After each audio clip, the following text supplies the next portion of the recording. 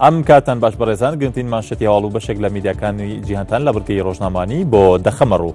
نیوزیلەندا یەکێکی تر لە هێزی تایبەتی ڕەوانەکرد بۆ باکووری عێراق و یەکە تایبەتە ئەرکەی مەشق و ڕاهێنان دەبێت بە سەربازی عێراقیەکان لە جەنگی دژی داعش. لە ئاری ساڵی ڕابردووەوە نیوزیلەندا هێزی تایبەتی ڕەوانەکردەوە بۆ عێراق بۆ یارمەتیدانی هێزەکانی ئوسترالیا. یەکەیەکی نیوزیلەندا لە 100 سەرباز پێکهاتوون و لە بنکەی تاجی جێگیر کراون. تیمگاڵ کە فەرماندەیەکی سەربازی نیوزیلەندای ڕایگەاندەوە بە هاوکاری لەگەڵ ئوسترالیادا تا ئێستا مەشق و ڕاهێنانی سەربازیان بە 5,000 سەربازی عێراقی کردووە کە بەشێک لەو سەربازانە بەشداریان کردووە لە کۆنتڕۆڵکردنەوەی ڕوومادی لە ساڵی ڕابردوودا. دوو گروپی تریش لە ئەو هێزانەی مەشق و ڕاهێنان پێکراوە بەشدارن لە ئۆپەراسیۆنی جیاواز لە ناوچەکانی دیکەی عێراقدا. لە ماڵپەڕی BBC بڵاو کراوەتەوە بەرپرسێکی باڵای نەتەوە یەکگرتووەکان هۆشداریدا لە ئەو تونوتیژ وێرشانەی لەلایەن سوپای تورکیاوە ئەنجام دەدرێت دژ بە ناوچە زۆری نەکوونشینەکان لە تورکیا.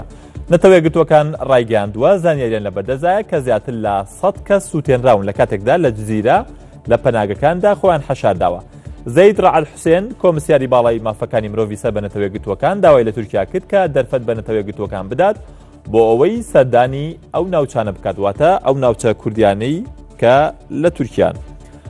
کەمال کلیجدار ئۆغلۆ سەرۆکی پارتی گەلی کۆماری ئۆپۆزیسیۆنی تورکیا بە ڕۆژنامەی بیڵدی ئەڵمانی ڕاگەیاندووە ئەردۆغان دیکتاتۆرە چونکەوا بیردەکاتەوە کە ڕاستی تەنها لای ئەوە و دەیەوێت دەسەڵاتی تەواوی بەسەر حیزبەکەی خۆیدا هەبێت و خۆی بە تەنیا ڕابەرایەتی بکات. هەروەها ئەردۆغان دەستور پێشێل دەکات و گوێ ناداتە دامەزراوە جێبەجێکار و دادوەریەکانی وڵات کە بناغی هەر وڵاتێکی دیموکراتی پێک دەهێنن. باراک ئۆباما دەبێتە یەکەم سەرۆکی ئەمریکا کە سەردانی هیرۆشیما بکات. کۆشکی سپی ڕایگەیان لە میانی گەشتەکەیدا بۆ ژاپۆن لە کۆتایی ئەم مانگەدا سەرۆکی ئەمریکا سەردانی هیرۆشیما دەکات. ئەوەش یەکەمین جار دەبێت کە سەرۆکیی ئەمریکا سەردانی هیرۆشیما بکات لە دوای کارەساتی هیرۆشیماوە. ئۆباما و شینزۆ ئابێ سەرۆکوەزیرانی ژاپۆن پێکەوە سەردانی و ناوچەی هیرۆشیما دەکەن کە ئەمریکا لە جەنگی جیهانی دووەمدا بە بۆمبی ئەتۆمی هێرشی کردە سەری.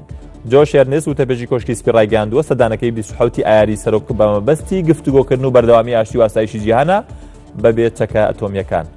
بەرگەی ڕۆژنامانی پێشکەشکردن کاتێکی خۆش.